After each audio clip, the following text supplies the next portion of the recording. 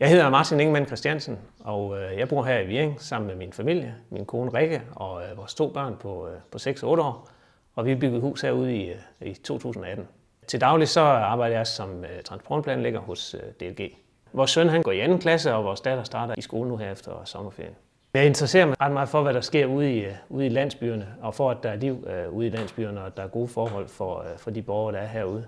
Jeg ønsker mig en kommune, hvor der bliver lyttet mere til den enkelte borger. Er der sikre skoleveje? Er der gode idrætsfaciliteter? Fungerer flexbussen og den kollektive trafik?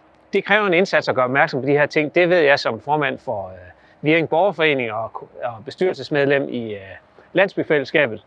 Men der, hvor indflydelsen er størst, det er jo i kommunalbestyrelsen, og derfor stiller jeg op. Og jeg vil gerne stille op for at være en ressource for de lokale kræfter, der er ude i brugerbestyrelserne, i skolebestyrelserne, i børnehavens bestyrelser og alle de borgere, som kender udfordringerne og problemerne og kender løsningerne derude lokalt. Skolebørn og cyklister skal kunne færdes trygt i trafikken til og fra skole og fritidsaktiviteter. Og jeg vil også godt bakke op om de landsbyer, som vil lave tiltag, der kan reducere hastigheden på vejene. Og en af de bekymringer, vi er nødt til at tage alvorligt, det er omkring den grønne omstilling. Vi vil alle sammen gerne den grønne omstilling, men i en kommune som Skanderborg, så berører det bare rigtig mange mennesker. Og derfor så bekymrer det mig, at kommunen har travlt, og har så travlt, som de siger, de har. Jeg synes ikke, vi må have mere travlt, end at de borgere, der bliver berørt af det her, at de kan nå at følge med.